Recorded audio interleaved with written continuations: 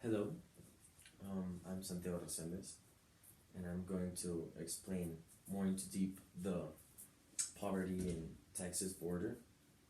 I'm going to explain some facts and what could be some reasons it's affecting like this to Texas border.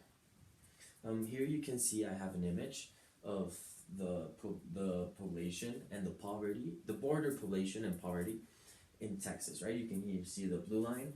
It's talking about it's showing how the numbers are real, are a lot of numbers, a lot of people who are living in the borders, and who are a lot of people poor too, right?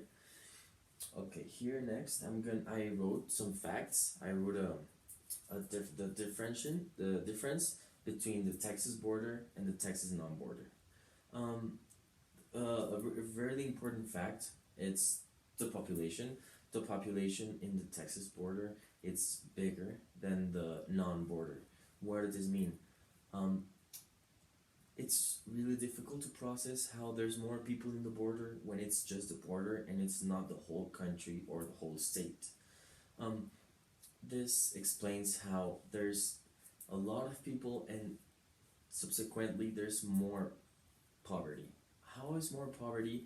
Well, the more people, the less jobs you have, the less food you have, the more problems with with your family you'll have because of less of opportunities.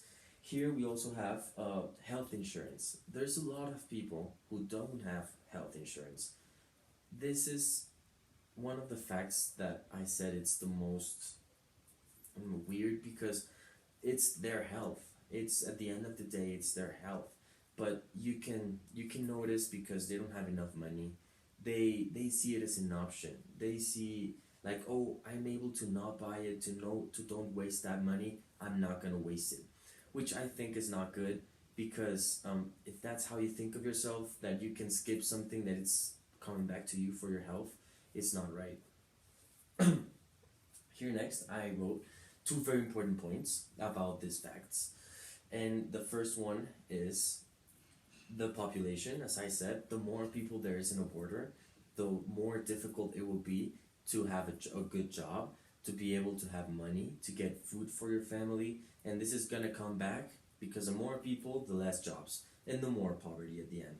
So to help this problem, we're trying to tell people to be conscious about this problem.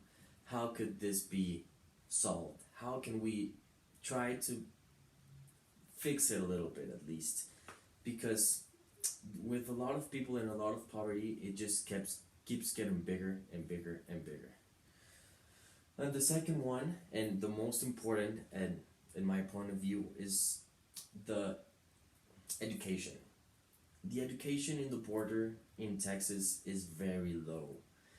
It's been a fact. It's been a really important fact for the poverty. It's one of the main reasons why poverty is also a problem in the borders, and it's because almost 17% of 25-year-olds and older have less than a high school diploma. What does this mean? This means that a lot of people who are older now, didn't even finish their high school, which they don't have the preparation, the real and good and necessary preparation that we're searching to make a change. There's not enough people with the certain education to make a difference. So this just comes back. You don't have enough education, you won't have a good job. For it, you won't have enough money to make your family go on and be good and grow.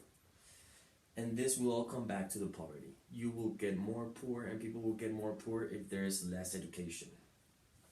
Here for the end, I wrote a fact, which is not a real good fact, but it's a fun fact. Almost 31% of these people don't even speak English very well. This meaning that they're not even from the US. They're Hispanic, mostly of them. They're international. They're mostly from South America, hoping they can get a better option of life, hoping they can get a good job, a better life for their family and for them. And sadly, this is not a good. It's not a good way to go, because they end up in the borders with no jobs, and it just accumulates more people, which is a problem. And to finish, I would like to add to the dusty pantry. I'm myself, Santiago. I am a student that lives on campus, and personally, the dusty pantry has been a great resource for me. Um, it's been a problem sometimes that I go to sleep hungry, or that when I'm studying, I need some protein bars to keep going on, or something to eat fast. And the dusty pantry always helps me. I always try to go the less because I know there's people who need it more, but sometimes I can go and grab some food that I need, and I really appreciate it. I always tell my friends from the dorms that it's a really good option. It's a really good opportunity because they're helping you help you, so that you make a better effort, so that you don't struggle when you are doing homework, or when you're trying to have something to eat before bed. This is why I really appreciate Dusty Pantry. I think it's a really good option, and it's very helpful. Thank you very much.